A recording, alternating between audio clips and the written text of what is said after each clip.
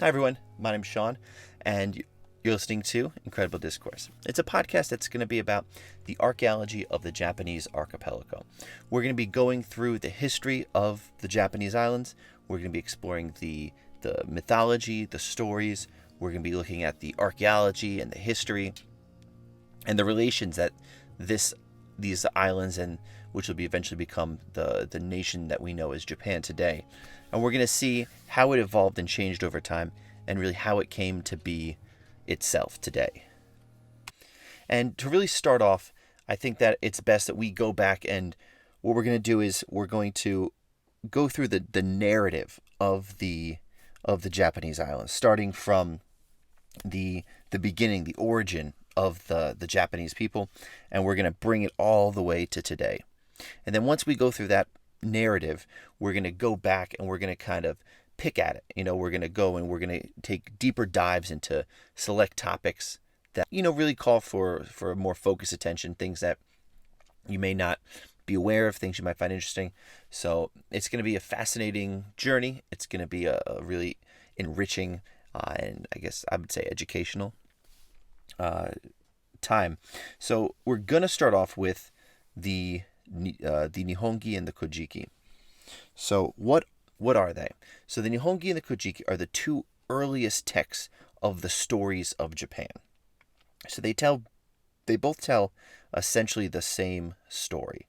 They tell the creation of the islands, and it's essentially the narrative from the creation of the world to the founding of the Japanese imperial family, and the founding of the Yamato court, which will then become the imperial court and the imperial seat of the Japanese empire. So what is really special about the Nihongi and the Kojiki is that they're two books and two texts that tell the same story but from different perspectives.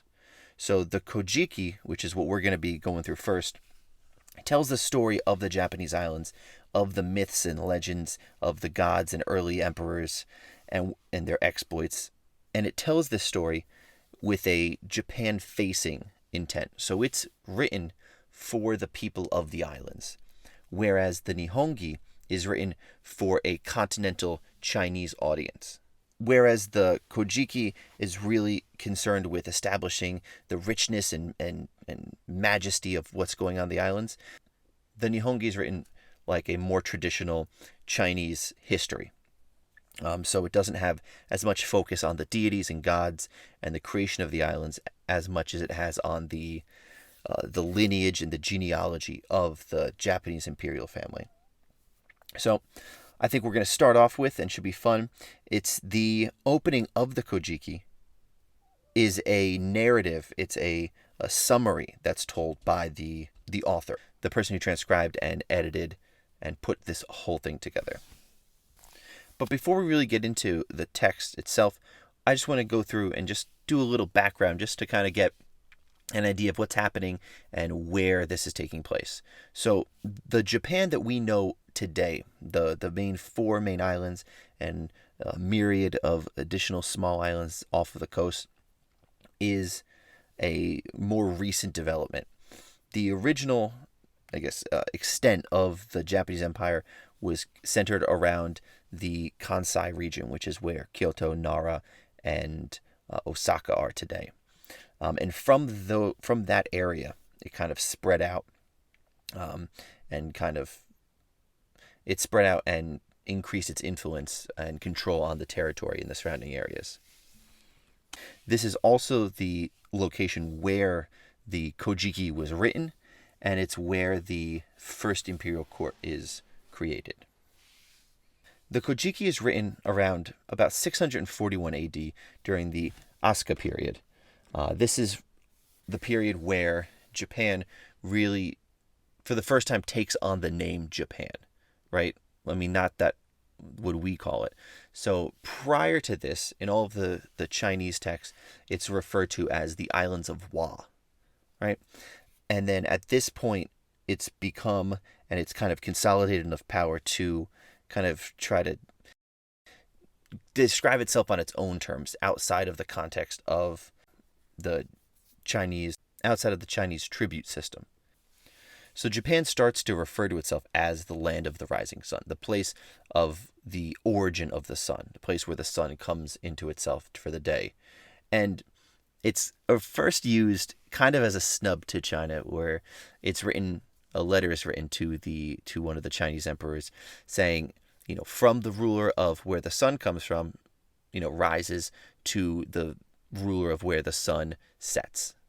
And it's kind of a snub there to the Chinese ruler. So the Kojiki was initially written in the Nara area, so the area that is today Nara, and since it was written, it has become a foundational text to the Japanese nation and the nation state, essentially. It's a foundational text to the imperial rule, and it's the text that links the imperial family bloodline to the deity Amaterasu. And Amaterasu is a character that's going to show up fairly early on in the text, but as we see and we go in it, she's not necessarily the highest deity in the pantheon of Japanese deities. So as we think about as we go into the Kojiki, it's important to think about the context that it has in Japanese society. Up until around the 1644, widespread publication of the text was not a thing. So 1644 was the first point in time where written texts or copies of this text were widely distributed. So the study of the Kojiki as an academic text, as a text to kind of explain and tell the story of the Japanese people, didn't really come about until the middle of the 18th century. Right? The 17th century is where it started to first come into wide publication. And then it wasn't until around 1750s that the first full academic study of it took place. The person who did it was Motori Norinaga, was the first person to really do an in-depth study. And his version is the one that we're going to be working with today and going forward throughout the series. We'll pull from some other ones, but that's really the one that has been established as the standard translation from Old Japanese into early modern Japanese. And that one, which is then translated into modern Japanese. We're going to have a whole another section on the Japanese language, on how it developed, the different aspects that affected it throughout history, which altered its trajectory and made it the language that it is today. But that's just something to keep in mind. But getting back on the Kojiki, we can see this as part of the initial movement of Kokugaku, which is national studies. This is essentially the first wave of what will become and continue to be a very nationalistic view of Japan, and a kind of national learning for the country, for the nation.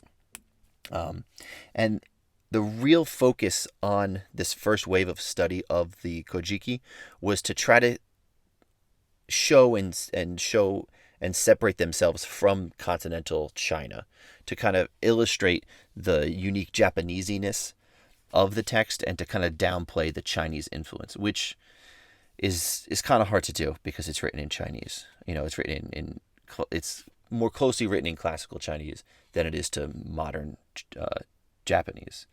And then the next big step or event that's happening in the study of the Kojiki doesn't happen until 1913. And in this point, Japan has become a proper Western-style empire, right? It's taken on Russia, it's colonizing, and the Kojiki is then starting to be used to legitimize the imperial line, like it's been doing throughout its entire history. It's why it was written. But then in the 1920s, it starts to take on more of a literary appeal. There's an appreciation for the text that starts to develop for seeing it in the 1920s as more of a literary text than so much a piece of propaganda. And then in the late 20s, right, we start to see it being compared to the Western classics, such as like the story of Beowulf. So in that context, it's portraying itself as the Japanese version of Beowulf. It's the first story. And as we go through the text, we'll see that it really offers a richer, more engaging, more nuanced tale than Beowulf. Not to say that Beowulf isn't great.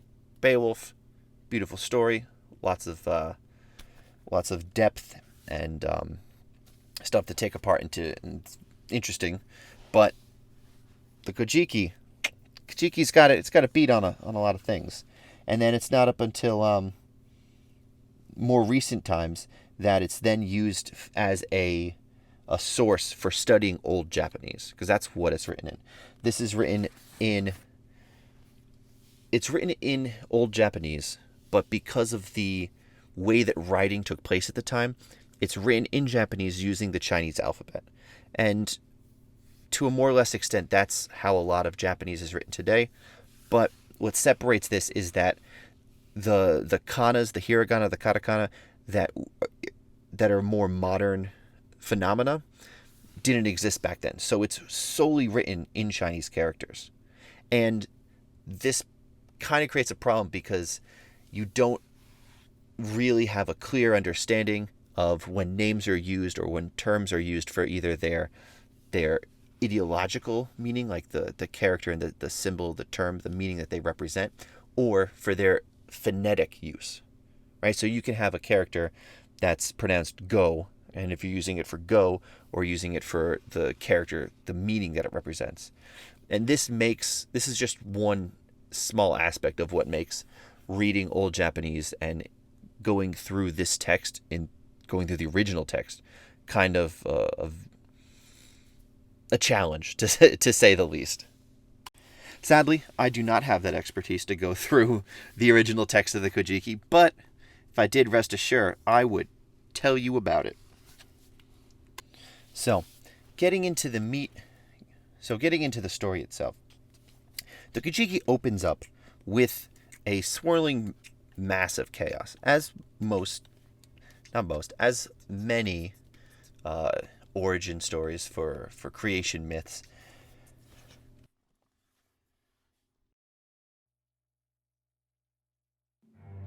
I, Yasumaru, say. Now, when chaos had begun to condense, but force and form were not yet manifest, and there was not named, not done, who could know its shape?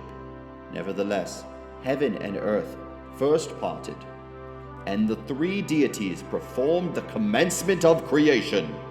The passive and active essences then developed, and the two spirits became the ancestors of all things. Therefore, did he enter obscurity and emerge into light, and the sun and the moon were revealed by the washing of his eyes. He floated on and plunged into the seawater, and heavenly and earthly deities appeared through the ablutions of his person. So in the dimness of the great commencement we, by relying on the original teaching, learn the time of the conception of the earth and of the birth of islands. In the remoteness of the original beginning, we, by trusting the former sages, perceive the era of the genesis of deities and of the establishment of men. Truly, do we know that a mirror was hung, that jewels were spat out, and that 100 kings succeeded each other, that the blade was bitten and a serpent cut in pieces, so that a myriad of deities did flourish. By deliberations in the tranquil river, the empire was pacified. By discussions on the little shore, the land was purified. Wherefore his augustness, Hono Nini Ji, first descended to the peak of Takachi. And the heavenly sovereign Karu Yamato did traverse the island of the dragonfly. A strange bear put forth its claws, and a heavenly saber was obtained by Takuro. They with tails obscured the path, and a great crow guided him to Yeshino. Dancing in rows, they destroyed the brigands, and listening to a song, they vanquished the foemen. Being instructed in a dream, he was revered to the heaven, and was therefore styled the wise monarch. Having gazed on the smoke, he was benevolent to the black-haired people, and is therefore remembered as the Emperor Sage.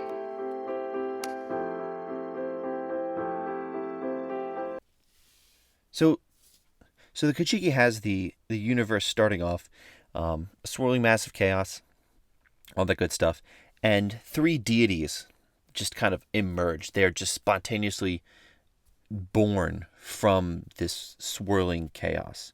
And I really like something that is going to come up a lot as we go through the text, is that the academic version of this book has literal translations for every character of the names of deities, and of any sort of character in the text has the direct translation of the name for every single character, what it means. So what do I mean when I say this? So what I mean is that the first three deities that appear from the high planes of heaven, right? They separate the earth from the heavens, and the first deity to appear is the deity master of the august center of heaven. Wow, real great name. It has that deity has a Japanese name, but the academic version gives that as the reading for it. The Japanese name that they give is Ame no ni Nakanushi no Kami.